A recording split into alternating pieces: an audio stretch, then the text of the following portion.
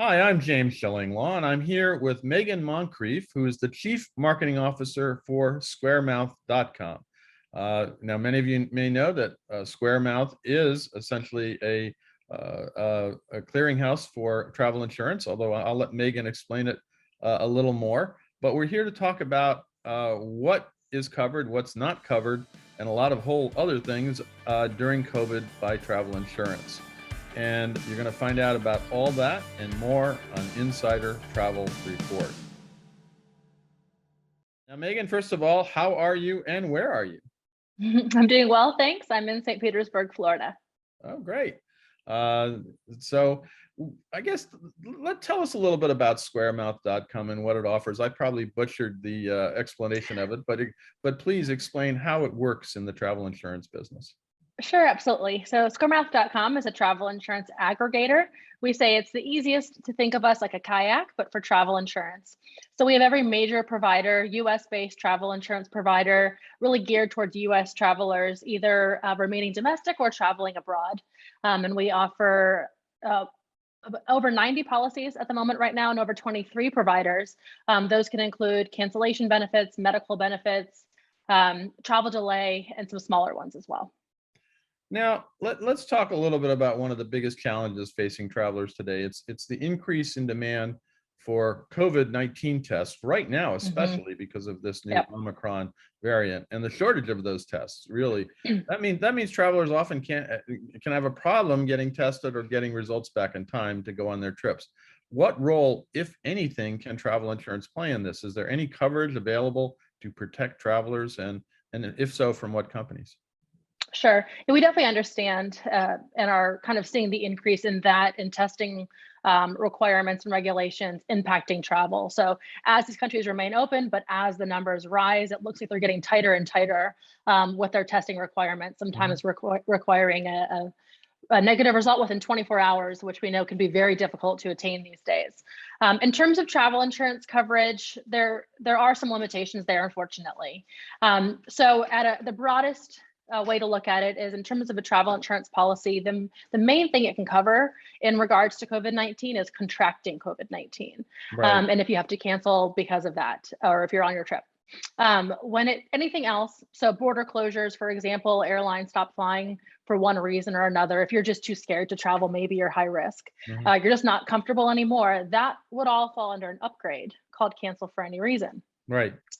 However, cancel for any reason has a stipulation that you have to cancel the policy within 48 hours of your departure. So it's not for last minute cancellations. And we don't know yet. We haven't heard from travelers too much on this yet, but I would assume in most cases, these testing scenarios are going to be pretty last minute. So it may fall out of cancel for any reason. If that's the case, there would really, and from a cancellation standpoint, be no available benefits that could help if you were unable to take your trip because you couldn't get a test in time or your test wasn't approved. Yeah, so basically, since right now we do have a shortage of tests, and the tests that are going out sometimes are at-home tests, which are not always recognized. There really isn't anything travel insurance can do about this. There really isn't, unless you know you can't get your test in time and you have a cancel for any reason policy. If it's 2 days prior to your trip, cancel for any reason can absolutely be beneficial. But if it's the last 24 hours and your test doesn't look like you haven't received your result yet, or you show up at the airport and your result and your test isn't approved, at that point, it's really too late for cancel for any reason. And those things that are causing you to cancel aren't covered under a standard policy. Now, is there any travel insurance that currently covers changes in COVID protocols required to enter a country? For that matter, if something changes, even for a travel supplier or a destination, is there some kind of travel insurance that or are they looking at this? Because obviously what's happening is you have changes in protocols all the time, both for destinations and lately for travel suppliers. Is there any kind of travel insurance that can help there? In most cases, that's going to fall under cancel for any reason as well. So to explain what that benefit is for anyone who is not familiar, cancel for any reason is your greatest kind of safety net, I say, in terms of the reasons that you may have to cancel your trip, and it increases your likelihood of being reimbursed. So a standard policy has a list, we'll say, of 100 reasons, things that could happen that prevent you from traveling. For example, a weather event, a hurricane, or you're sick, or someone in your family passes away. For anything else that's not listed, cancel for any reason, can be purchased as an upgrade. It costs about 40 to 50% more than a standard policy. So 40 to 50 on top of what you're already paying. So it's certainly more expensive. Right. And you are eligible to be reimbursed up to 75% of your trip cost. So you're paying more to be reimbursed less. However, it's the only option available for these scenarios, anything that could happen, the border closures that we're seeing. There are a few standard policies that can cover things like a CDC alert or a travel warning at your destination. It's no extra cost. That comes under the standard cancellation reasons. It's just not the norm. And in a lot of cases, there's already travel warnings, there's already travel alerts in the CDC that we already know there's warnings out there. So it might be too late to buy those policies. It just depends. So if the CDC puts something at the high risk, for example, most recently, they put all of cruising in high risk, which was not greeted well by the industry. But is that something that would be covered on one of these sort of higher grade policies? That is something that can be covered. So the language that I've seen in the past is a CDC level 4 alert or higher. I believe that's the language. And that would say, or maybe it's a travel alert level 4 or higher. And that just, it's now could be considered too risky to go. Again, it's not on the majority of policies, it's on a few, but we are hearing from more and more providers who are looking to add this type of benefit. Ultimately, travel insurance providers want to provide coverage for everyone's main concerns. And prior to the pandemic, these things were never concerns. We never thought in a million years countries would just close their borders the way that they did. We have to adjust. The industry has to adjust now. This, I think, forever is going to change the way travelers. But we're going to talk about that at the end. I did want to talk about the what this means for travel insurance. Obviously, it's been a big event for what travel insurance is today and what it will be tomorrow. But I guess the question is, the base question is, where can travel insurance help and where can it not help? I mean, we've been talking about this, but it seems like in some cases it can, but in a lot of cases with COVID, it can't. Correct. The policy is, not to skip ahead, but they haven't adjusted. They're not able to change as quickly as the situation is changing. Now, what we've seen from our traveler concerns, we've spoken to them. We ask them, with everyone who purchases a policy, we ask, what is it about COVID that's concerning you the most? And it's shifted. Early on, it was the border closures. It was, I don't know, I want to book a trip. I have no idea if I'll be able to travel in a year's time.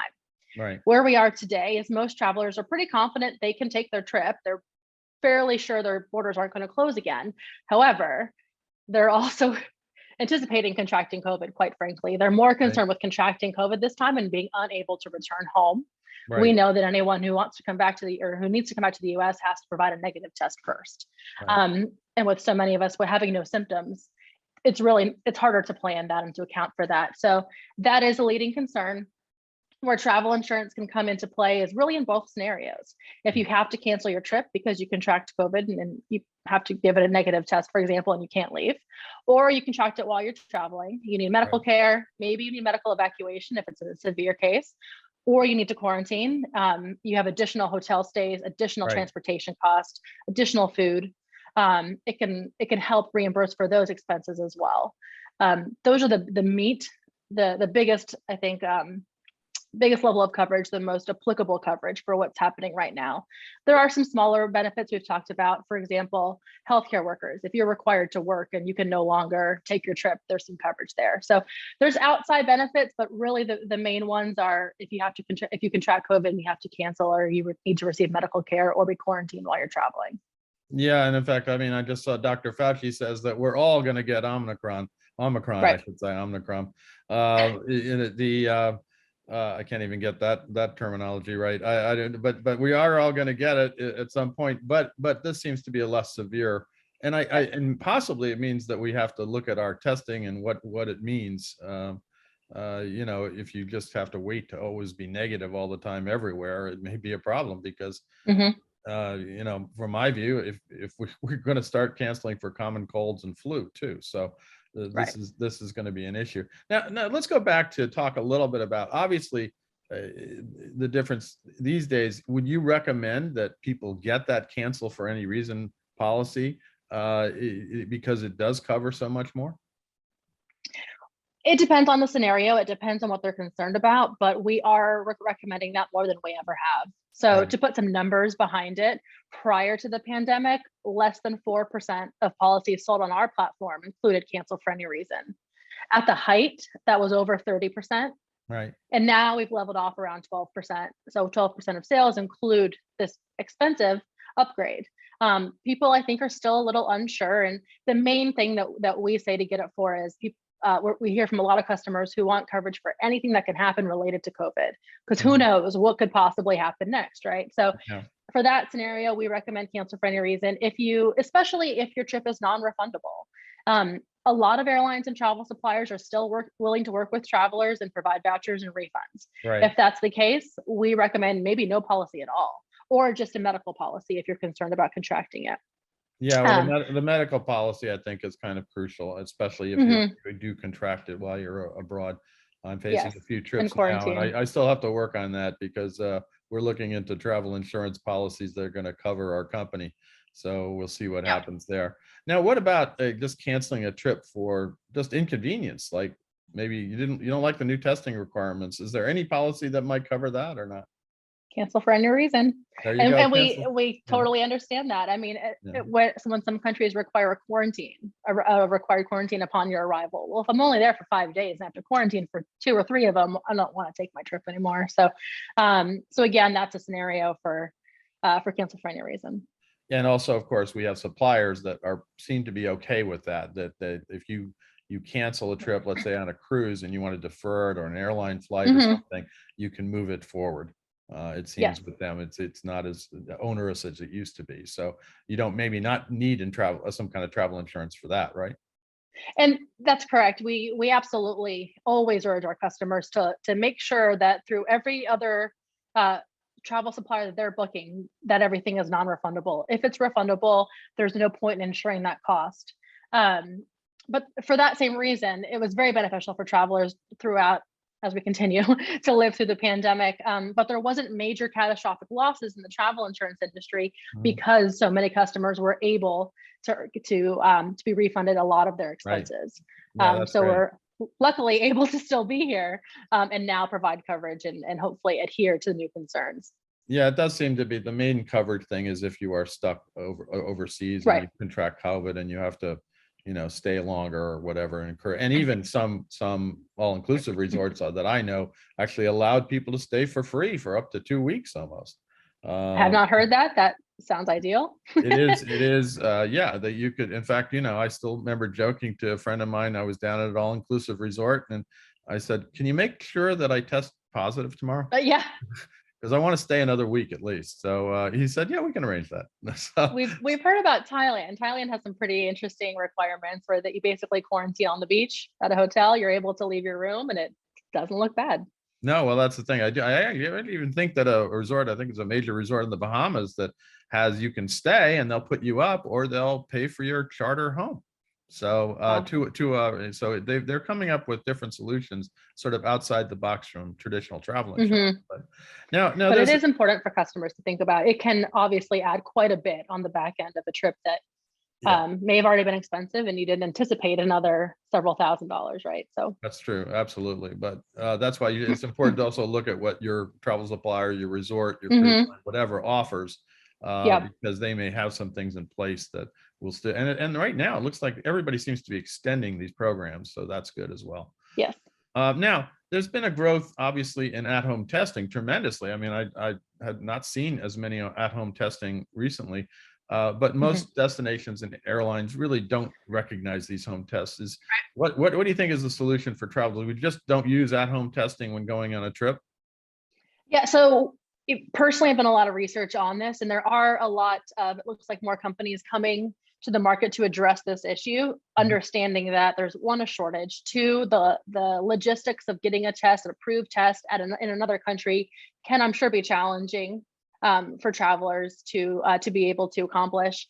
In terms of, at least I can speak to a few travel insurance providers on our site that we've spoken to, they do require not an at-home test, but usually PCR, but potentially even a doctor's note. They just Right. need to see your name, the date, the result, of course, and a kind of doctor's certification or whatnot. So definitely wouldn't rely on an at-home test. I would absolutely work with your travel suppliers and destinations to understand what's required. But there are options out there. Yeah, well, right now we seem to be using at-home tests just to get into a friend or family's apartment or something, to say, okay, well, I have my at-home test, I'm good. Right. And I've done that a few times with my son and my daughter-in-law. They were very concerned. I travel a lot, so but the at-home test, last I saw, was only about 50% effective, right? Yeah, the accuracy isn't necessarily there. That's a whole other can of worms, right? But there are certainly companies that are geared towards testing for travelers. Right. Some of them allow you to buy your test ahead of time, or they'll send it to your destination. Some of them allow you to do it. It is an at-home test, the antigen test, but you kind of zoom in with a physician while you're taking it. And that can be approved through, I think, most airlines and destinations. So I think we're getting creative on what's actually logistically possible for travelers right now. Absolutely, and that's good. I mean, we're learning all the time. Now, you mentioned earlier, that I think it was a Squaremouth survey found that travelers are more concerned about getting COVID-19 and preventing their return than canceling their trip. Let's go back and say exactly what does a travel insurance policy? I assume this would be a cancel for any reason, CFAR, or what it does cover if you do get caught abroad.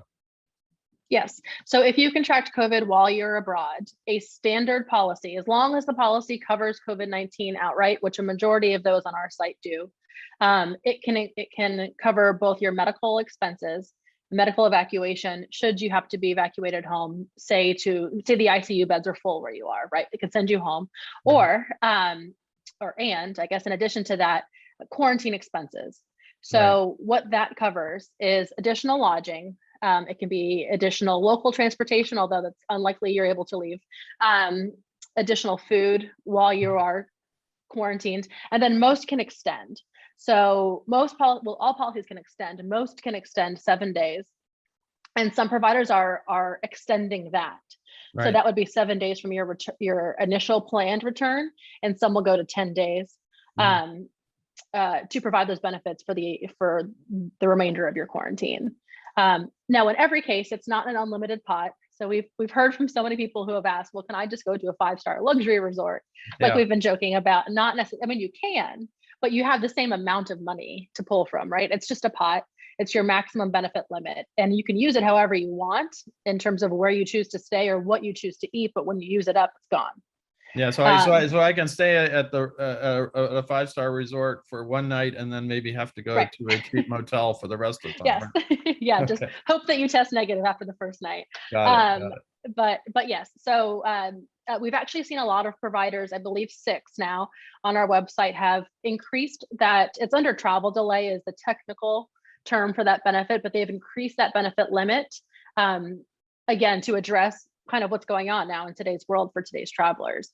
So Costa Rica was the first country that we saw that actually requires travelers to have insurance in order to gain entry to that country. And they require a certain amount of insurance. So they specifically need you to have $2,000 per traveler in coverage for quarantine. That was a higher limit than any policy had prior to that requirement. So now we've seen several providers adjust their policies, increase those benefit limits to meet the Costa Rica requirement. Got it. So you have to make sure you have travel insurance that will cover those costs. Now, what about family members who might also be with you and contract the virus? Yep. So majority of policies extend their coverage, whether it's cancellation or like an interruption while you're traveling. So that can include you, the insured. It can include any of your traveling companions, related or not. And it can even include your non-traveling family. So say someone back home contracts COVID, you need to leave. That can be covered as well. Got it. Now, let's go to the big question here. How do you think the pandemic has changed travel insurance today? What has changed about the policies offered and the coverage? Yes, it's changed everything. Nothing is the same. It's funny, we look at our website, we look at our customers, we look at our sales, and it's a whole new world. Our customers to begin with are at least 10 years younger than they were. And I think that's for several different reasons, right? Potentially prior to the pandemic, it was about 52 was our average traveler age. Mhm. Now, as travelers get older, they're more high risk. I'm sure they're a little more cautious with how they feel about their health and safety traveling in this time. We also have a lot younger travelers who had never wanted or needed to buy travel insurance before, and now they too were impacted. And now they're a kind of a whole new customer base that's buying travel insurance. So Got it. there's new customers buying, people who've never bought travel insurance before. We're seeing prices are about the same in terms of what people are spending to travel, but where they're going is completely different. But in terms of coverage, that quarantine is the main thing that's changed already. Mhm. And then, like I said, the next wave I anticipate will be things like border closures, more specific language about what happens if you can't go because of a border closure or a government warning, or your travel supplier decides not to for one reason or another. Now, where can, we go out to about 95,000 travel advisors out there in the market, and where can they go to get more information about travel insurance, particularly as it applies to the COVID-19 environment we unfortunately continue to find ourselves in? Right. I always recommend an aggregator similar to squaremouth.com, specifically because it gives you the largest chance at having the appropriate coverage for whatever scenario or issue that you have that you're facing, as well as the best price. So like we've been saying, we never want a traveler to spend the money on a policy if it isn't going to provide coverage that they need, or if they can be refunded elsewhere. Every product is priced different for different demographics, and you do yourself the best service by comparing to make sure you're getting the best amount, the most coverage at the lowest price. And that works for advisors who are working with travelers and travelers direct. Megan, I want to thank you for taking the time. This is a huge issue, especially the last 2 years. We never thought we would still be here talking about this 2 years Here after we it are. started to happen. And before we started, I told you I've been traveling. Everybody's, once I got over my COVID, I started traveling again, and it can be done with, a good test, a PCR test, fill out the health form, and get vaccinated. Those are the three, and now it looks like there's some people are putting in a requirement for a booster shot. So Boosters, yeah, we it shall can be see done. about You just have to plan a little better. Yeah, and actually, as I told you when we started, I just gotten my booster, and then I just realized they never put it on my card. I think I'd have to go back to CVS and get them to put that on my card. Perfect. I don't know why they didn't do that, but Well, I hopefully you thought don't have to get it again. I thought that was the whole point. But anyway, this has been fascinating. I want to thank you for clearing up a lot of stuff about travel insurance that I think a lot of our viewers did not know and are very curious about. And again, safe travels to you, and thank you. You too. Hopefully we'll see you sometime in the future. I'm James Shillinglaw, and this is Insider Travel Report.